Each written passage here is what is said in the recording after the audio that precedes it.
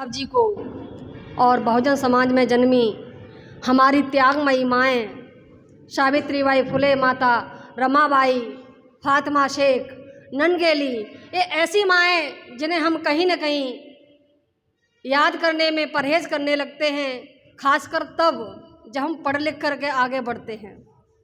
और नारी शक्ति की तो बात ही क्या है, उन्हें काल्पनिक माएँ सब याद हैं और इतिहास की माएँ जिन्होंने त्याग किए वो याद नहीं है। तो मैं नमन करती हूँ उनको भी और इस कार्यक्रम के आयोजन के लिए बहुत बहुत साधुवाद देती हूँ। अभी बहुत सारे कवियों ने इतनी अच्छी कविताएं पढ़ी कि मैं जो याद करके या जो तैयार करके आई थी मेरे दिमाग में एक भी कविता नहीं है इस समय। अब इस हवाले से खड़ी हूँ कि शायद खड़ी हो जाऊँ तो कोई निकल के आ जाए। हाँ, ऐसा ही करना पड़ेगा, ढूंढनी पड़ेगी मुझे कहाँ रखी है। तो अपनी पंक्तियों का आगाज करने के लिए मैं अपनी कुछ पंक्तियां हैं, 2 पंक्तियां कहूँगी जो मुझ में ही जोश बनने का काम उस समय से कर रही हैं जब मैं शिक्षा विभाग में लड़ रही थी कि नाम लेके भीम का मैं जोश से भर जाती हूँ और नहीं किसी से डरती हूँ, फिर और निडर हो जाती हूँ। तो ये ताकत मुझे मेरे बाबा साहब जी ने दी है और आज स्मृति दिवस कह सकते हैं, शहीद शौर्य दिवस कह सकते हैं। ये दिवस इसलिए हम मनाते हैं, इसलिए हम याद करते हैं ताकि अपने बच्चों को दे करके जाएं कि हमारी पुरानी इतिहास की ऐसी बातें जो हमें जोश बनने का काम कर सकती हैं, हमारी नई पीढ़ी को बचा सकती हैं। तो ऐसे कार्यक्रम इसलिए किए जाते हैं।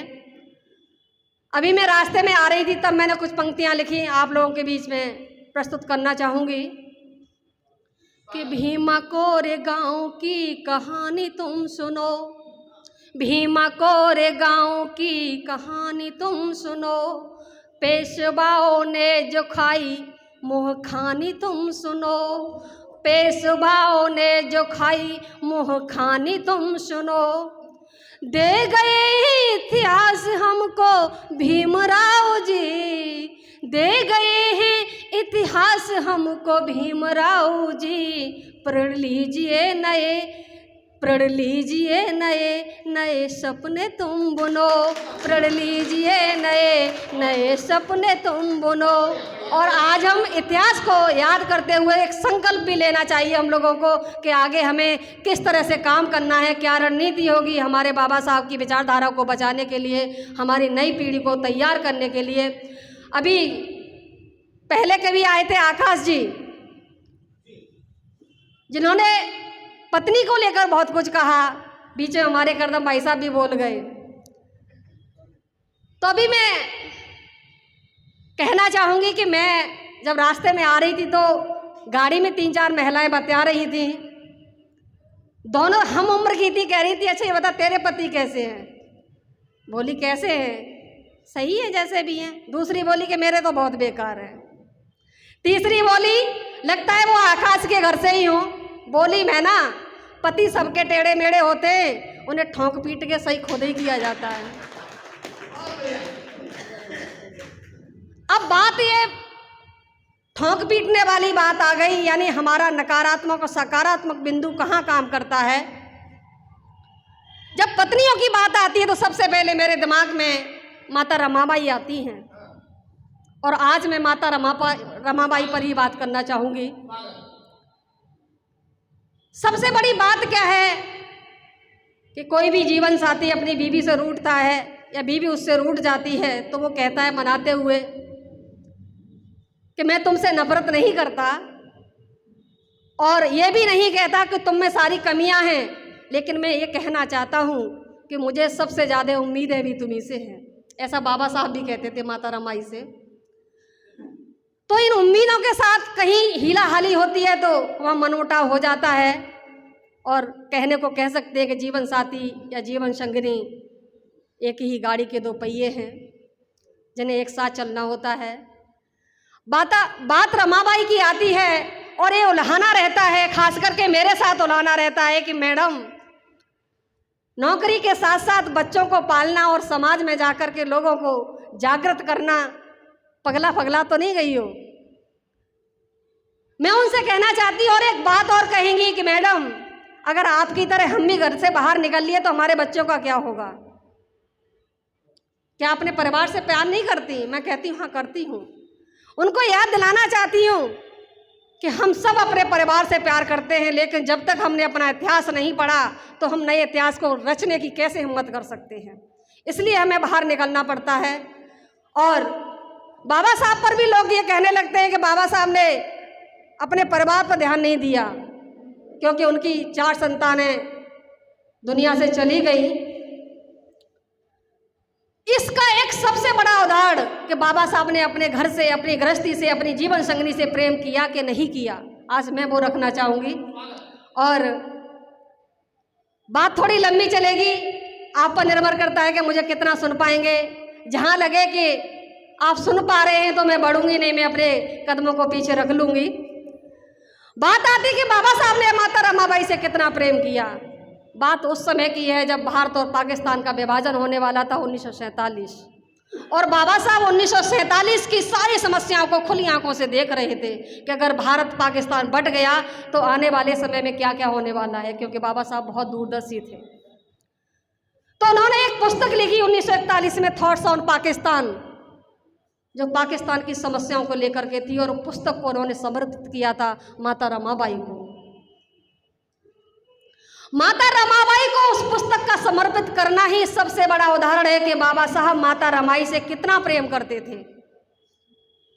उन्होंने उस पुस्तक को समर्पित किया।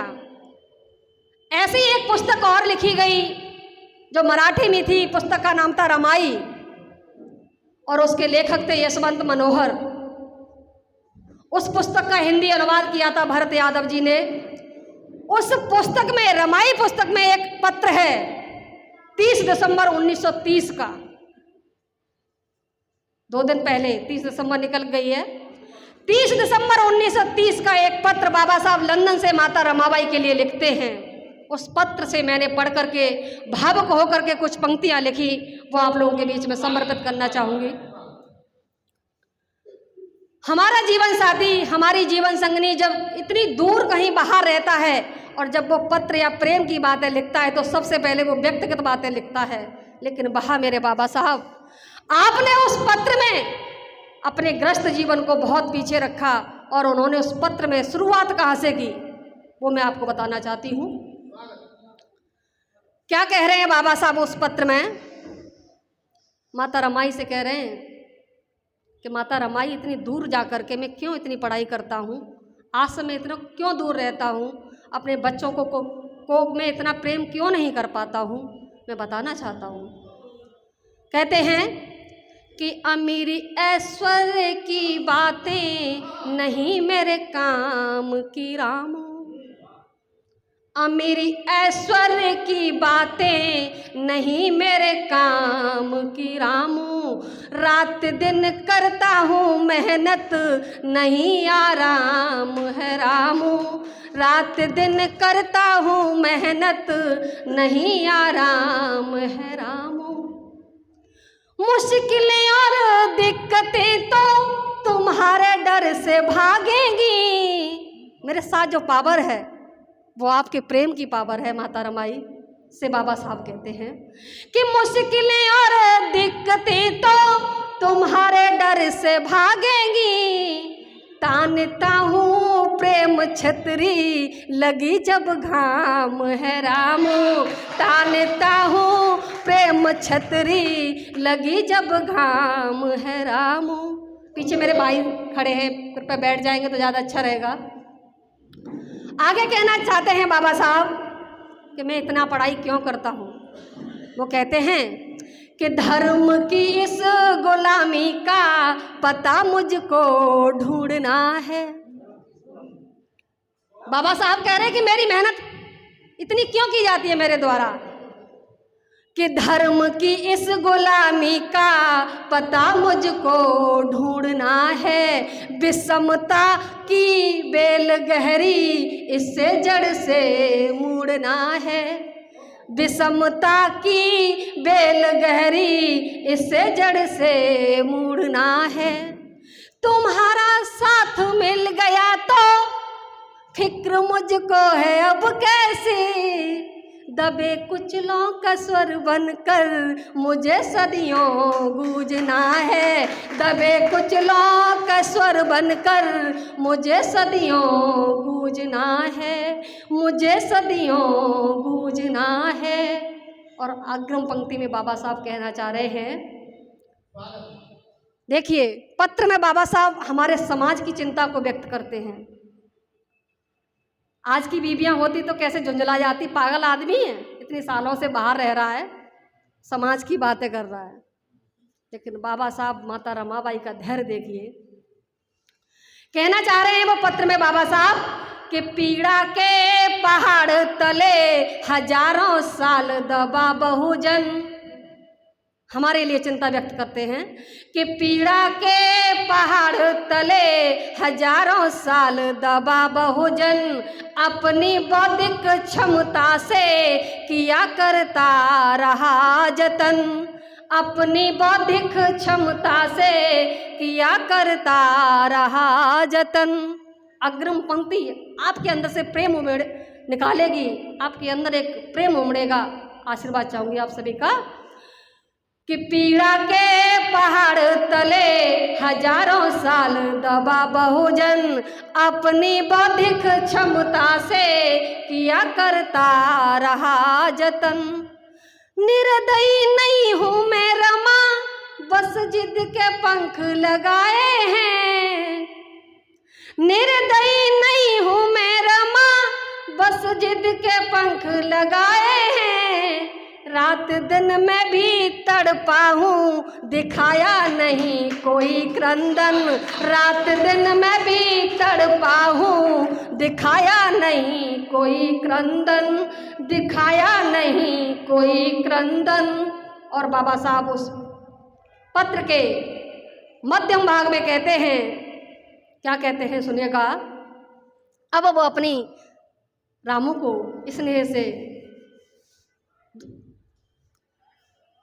उनको अपना प्रेम व्यक्त करना है बाबा साहब को। उन पंक्तियों में मैं भावुक हो जाती हूँ। उस पत्र को पढ़ते पढ़ते कई बार मैं रोई, और जब मैंने एक मुक्तक लिखे तब भी बहुत रोई।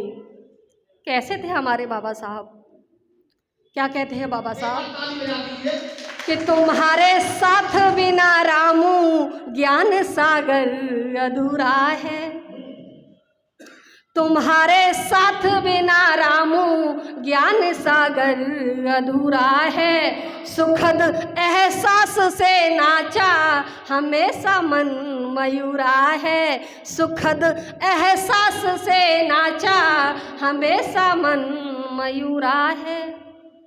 और आगे कहते हैं कि अश्रु का जल छिड़क कर तुम मनोबल जब बढ़ाती हो, अश्रु का जल छिड़क कर तुम मनोबल जब बढ़ाती हो, बहुजन उभरेंगे एक दिन स्वप्न होगा ये पूरा है, बहुजन उभरेंगे एक दिन स्वप्न होगा ये पूरा है। एक पंक्ति माता रामाई के प्रेम की उन्होंने लिखी और आगे क्या लिख दिया कि बहुजन उभरेंगे एक दिन स्वप्न होगा ये पूरा है।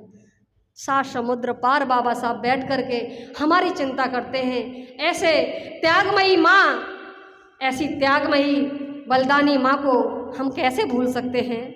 अब देखिए उस पत्र पे अंतिम क्या कहते हैं बाबा साहब, जिन्होंने ये ब्लेम लगाया कि बाबा साहब ने अपने बच्चों पर ध्यान नहीं दिया, उनको याद दिलाना चाहती हूँ कि इस पत्र को पढ़िएगा एक बार। आगे कहते हैं कि संभालो यशवंत को रामू कहीं ये छोड़ ना जाए। अब बाबा साहब अपने बच्चे की फिक्र करते हैं। हर व्यक्ति के अंदर मातृत्व प्रेम पितृत्व प्रेम उमड़ता है, लेकिन उसको इजहार करने की हर जगह ज़रूरत नहीं होती, वो उसके अंदर होता है। तो वही बाबा साहब वहाँ से प्रेम अपना उड़ेल रहे हैं। क्या कहते हैं कि संभालो यशवंत को रामू कहीं ये छोड़ ना जाए, हमारे नैनों पले सपने कहीं ये तोड़ ना जाए, हमारे नैनों पले सपने कहीं ये तोड़ ना जाए। कि ये कुर्बान 4 बच्चे आज हम फिर भी जिंदा हैं। बहुत ही करुणामयी पंक्तियां हैं कि ये कुर्बान 4 बच्चे आज हम फिर भी जिंदा हैं। सलोने अपने इस सुख से कहीं मुख मोड़ न जाए। सलोने अपने इस सुख से कहीं मुख मोड़ न जाए, कहीं मुख मोड़ न जाए। और बिल्कुल लास्ट पंक्तियों में बाबा साहब क्या कहते हैं माता रमाई के लिए, सुनिएगा। आप लोग इतने शांत से हो गए, मैं समझ सकती हूँ। मैं भी भावुक कभी कभी इन पंक्तियों को पढ़ ही नहीं पाती हूँ, गला रुंझ जाता है, लेकिन पढ़ना चाहूँगी, याद दिलाना चाहूँगी आप सभी को कि बेसुर जीवन में आकर ये स्वर तुमने लगाया है। माँ भीमाबाई के बाद मेरा जीवन क्या था कि बेसुर जीवन में आकर ये स्वर तुमने लगाया है। बुझते जीवन में आकर क्रांति का दीप जलाया है। बुझते जीवन में आकर क्रांति का दीप जलाया है। और देखिए कितनी बड़ी बात कह जाते हैं बाबा साहब कि गरीबी के मेरे आदेश यदि तुम्हें मीठे नहीं लगते।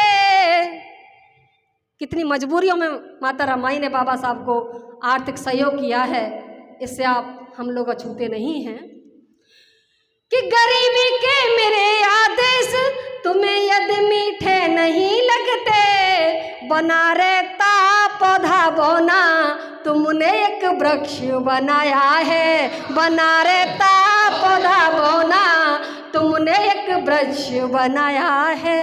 और उस महावृक्ष की ये छांव हम सबको सभी को शीतलता प्रदान करती है। ऐसे करुणामयी, इतने त्यागमयी माँ और बाबा साहब जिनके हम हमेशा ऋणी रहेंगे, हमेशा कर्जदार रहेंगे। और अंत में एक मुक्तक है जो मैंने फिलहाल अपनी शैक्षिक गतिविधियों को देखते हुए, कह सकते हैं शिक्षा विभाग की कुछ गतिविधियों को देखते हुए मैंने उस समय लिखा।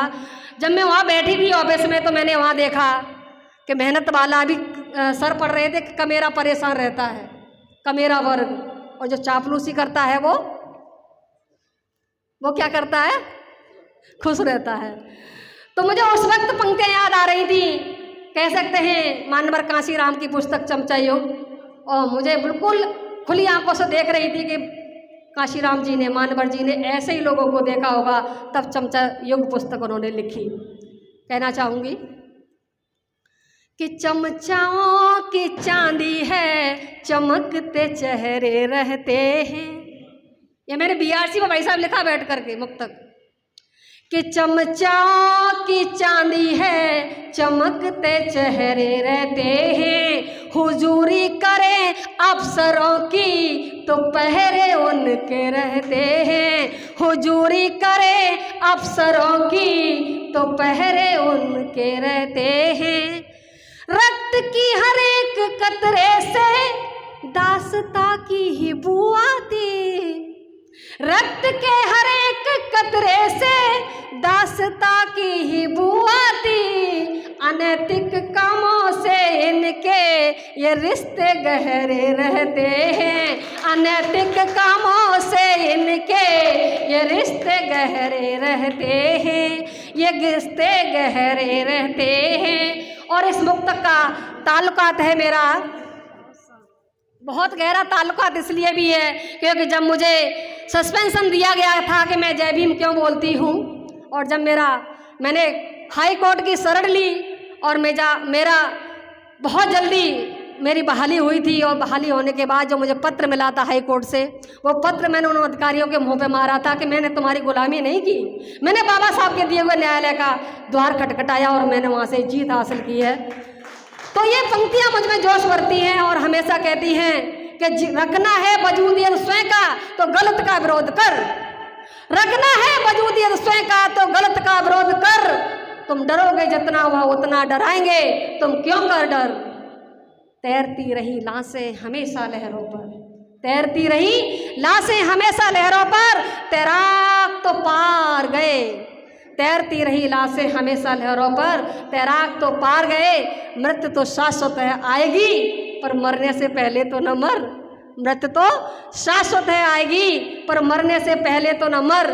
और उस घटना के बाद मुझे ये सम्मान मिला, मुझे ये मार्ग मिला कि यूं ही नहीं बरसता मोहब्बत का मेह मुझ पर, मेरे साथ मेरे साहब के विचारों की आंधी है, मेरे साथ मेरे साहब के विचारों की आंधी है कि जिस पथ पर चल सम्मान मिला उस पथ को ना मैं छोड़ूंगी, जिस पथ पर चल सम्मान मिला उस पथ को ना मैं छोड़ूंगी, और चाहे मुझे कोई कुछ भी बोले मैं आगे आगे दौड़ूंगी, मैं आगे आगे दौड़ूंगी। इसी के साथ अपनी वाणी को विराम देना चाहती हूँ। आप सभी ने बहुत अच्छा सुना जी कि ना जिस पथ पर चल सम्मान मिला उस पथ को ना मैं छोड़ूंगी। अच्छा अच्छा